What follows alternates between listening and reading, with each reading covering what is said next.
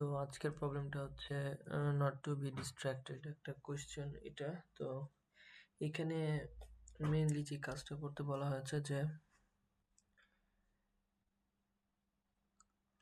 এখানে যদি সে কোনো কাজ একবার করে চলে যায় আবার ওই কাজটা করতে আসে তাহলে সে হচ্ছে মানে ডিস্ট্রাক্টেড, সাসপিসিয়াস, এটা হচ্ছে হবে। তো সেই ক্ষেত্রে আমরা প্রিন্ট করব নো।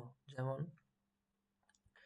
এখানে এ একবার কাজ করে চলে গেছে, তারপরে বি কাজটাকে স্টার্ট করেছে, এরপর আবার এতে ফেরত আসছে, তাহলে হচ্ছে সে আবার পুনরায় এই কাজটা করার কারণে এটা অ্যান্সার আসছে নো।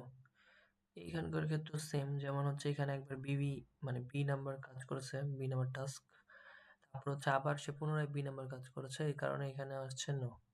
আর এটার ক্ষেত্রে কোনো কাজ রিপিট হয় নাই, এটার ক্ষেত্রেও হয় নাই, এটার ক্ষেত্রেও হয় নাই, তাই হচ্ছে এগুলোর হচ্ছে আউটপুট ইয়েস। তো কোডে কিভাবে করা যায়, এটা মেন সমস্যা হচ্ছে যে এখানে ডুপ্লিকেট অনেকগুলো ভ্যালু থাকে। বিবিসিসি যদি একটা করে থাকতো তাহলে ইজিলি ফাইন্ড আউট করা যেত, অনেক ইজিলি সেট ইউজ করে।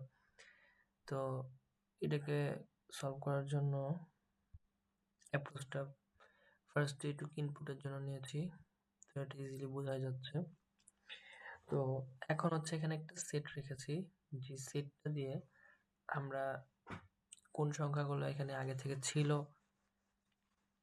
মানে কাজগুলো করেছে আগে, এটা আজকে ধারণ করছি। যেমন প্রথমে কাজ করেছে এ, তাহলে এটাকে এখানে রাখবো, তারপর হচ্ছে বি, বিটাকে এখানে রাখবো, এইভাবে স্টোর করছি সেটের ভিতর। তো সেটের ভিতর হচ্ছে স্টোর করেছি, সর্বপ্রথম হচ্ছে আমরা এই লিস্ট যেটা দিয়েছে সেটার হচ্ছে অ্যারেটার প্রথম ইন্ডেক্সের ভ্যালুটাকে আগে আমরা ওই সেটের ভিতর নিয়ে নিচ্ছি। এটা নেওয়ার পরে প্রথম যে ইন্ডেক্সটা, যে ভ্যালুটা, ওইটাকে একটা আমি জি একটা ভেরিয়েবলের ভিতরে রেখে দিলাম। এখন একটা ফর লুপ চালাইছি, চালানোর পরে যদি আমার এই আই নাম্বার ইন্ডেক্সের ভ্যালু যদি জি এর সমান হয়, মানে হচ্ছে আমার ছিল প্রথমে এ, তারপরে যদি আবার এই আসে, মানে এ পাশাপাশি দুইটা এ চলে আসে, তাহলে তো সে পুনরায় মানে আবার ফেরত এসে কাজটা করছে না, তাই না?